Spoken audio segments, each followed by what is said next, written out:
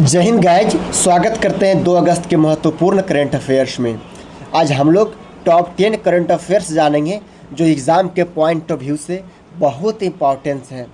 तो फर्स्ट क्या है ना कि लोकमान्य तिलक राष्ट्रीय पुरस्कार 2026 किसे दिया गया? तो अजीत डोभाल को प्रदान किया गया। वर्ष 2026 का यह प्रतिष्ठित पुरस्कार है जो अजीत डोभाल को प्रदान किया गया। और अजीत डोभाल वर्तमान में क्या है? तो राष्ट्रीय सुरक्षा सलाहकार है, नेशनल सिक्योरिटी एडवाइज़र है भारत के। एंड तिलक स्मारक मंदिर ट्रस्ट द्वारा भारत के सुरक्षा और संप्रभुता में उनके अद्वितीय योगदान के लिए दिया गया है। मतलब एग्ज़ाम में क्या पूछेगा कि लोकमान्य तिलक राष्ट्रीय पुरस्कार किसे दिया गया है? तो अजीत डोभाल। और पूछेगा कि किसके द्वारा दिया जाता है? तो तिलक स्मारक मंदिर ट्रस्ट द्वारा दिया जाता है।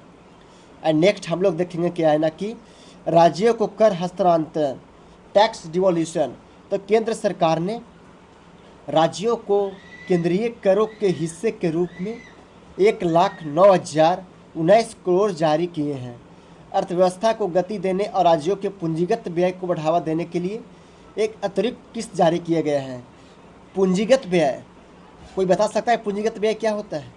कमेंट में ज़रूर बताइएगा। एंड नेक्स्ट देखते हैं हम लोग कि भारत की पहली स्वदेशी डेंगू वैक्सीन। तो भारत सरकार द्वारा स्वीकृत पहली स्वदेशी डेंगू वैक्सीन का विकास किया गया है।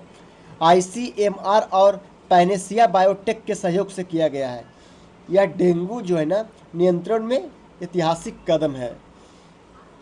एंड हम लोग नेक्स्ट देखते हैं क्या है। तो स्कूली शिक्षा में आर्टिफिशियल इंटेलिजेंस। तो पंजाब भारत का पहला राज्य बन गया है जिसने AI कक्षा 6 से 12 तक के लिए एक अनिवार्य विषय मतलब कंपलसरी सब्जेक्ट के रूप में शामिल किया है। पंजाब स्कूल शिक्षा बोर्ड PSEB ने इसे लागू किया है। एग्ज़ाम में क्वेश्चन पूछेगा कि कौन सा राज्य है जो 6 से 12 तक के कक्षा को एक AI विषय को अनिवार्य रूप में शामिल किया है। तो कौन है? तो पंजाब है। एंड नेक्स्ट हम लोग क्या देखते हैं। अरे भाई ये तो हम पहले भी कराए हैं। तो फीड अंतरिम अध्यक्ष। तो विश्वनाथ आनंद ने विश्व शतरंज महासंघ के अंतरिम अध्यक्ष के रूप में पदभार संभाला है। खेल प्रशासन और शतरंज के वैश्विक विकास के लिए बड़ा क्षण है। तो फीड का अंतरिम अध्यक्ष कौन है? तो विश्वनाथ आनंद, जो विश्व शतरंज महासंघ के जो अध्यक्ष चुने गए हैं। किसे चुना गया है? तो विश्वनाथ आनंद को। एंड हम लोग नेक्स्ट देखते हैं क्या है। वर्ल्ड ट्रेड ऑर्गेनाइजेशन मत्स्य पालन सब्सिडी समझौता। तो भारत ने विश्व व्यापार संगठन के मत्स्य पालन सब्सिडी समझौते पर अपनी स्वीकृति दी है। यह समझौता जो है ना अवैध, गैर रिपोर्टेड और अनियमित मछली पकड़ने पर दी जाने वाली सब्सिडी को प्रतिबंधित करता है। एंड हम लोग नेक्स्ट देखते हैं क्या है कि डिजिटल 16वीं जनगणना। तो कोविड-19 के कारण स्थगित 16वीं जनगणना का डिजिटल सेल्फ स्वगणना चरण पश्चिम बंगाल राज्य से शुरू किया गया है। यह भारत के इतिहास का पहली बार पूरी तरीक़ा से डिजिटल जनगणना है। एंड कहाँ शुरू किया गया है? सेंसन 2026। तो पश्चिम बंगाल से शुरू किया गया है डिजिटल जनगणना। एंड नेक्स्ट हम लोग देखते हैं कि Danapur Fatuha railway multi tracking परियोजना।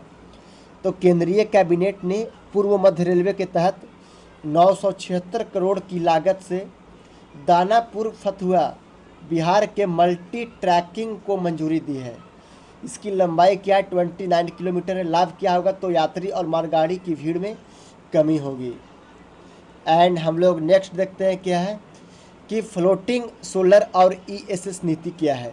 तो नवीकरणीय ऊर्जा मंत्रालय ने देश में 5000 मेगावाट फ्लोटिंग सोलर परियोजनाओं के साथ ऊर्जा भंडारण प्रणाली का लक्ष्य रखा है।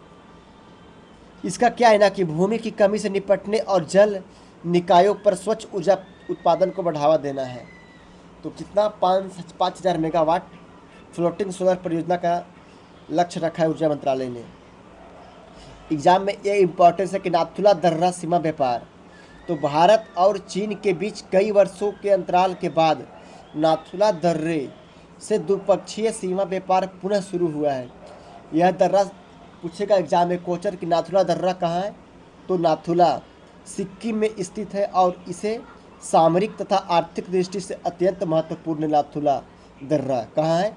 तो सिक्किम में है और यहाँ से भारत और चाइना के बीच व्यापार होता है। थोड़ा PYQ कर लेते हैं कि लोकमान्य तिलक राष्ट्रीय पुरस्कार 2026 में किसे सम्मानित किया गया है?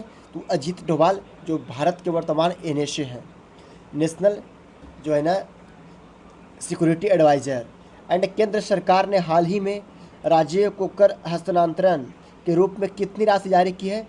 तो 1,09,19 करोड़। एंड भारत की पहली स्वदेशी डेंगू वैक्सीन का विकास किस संस्थान के सहयोग से किया गया है? ये बता सकता है? तो ICMR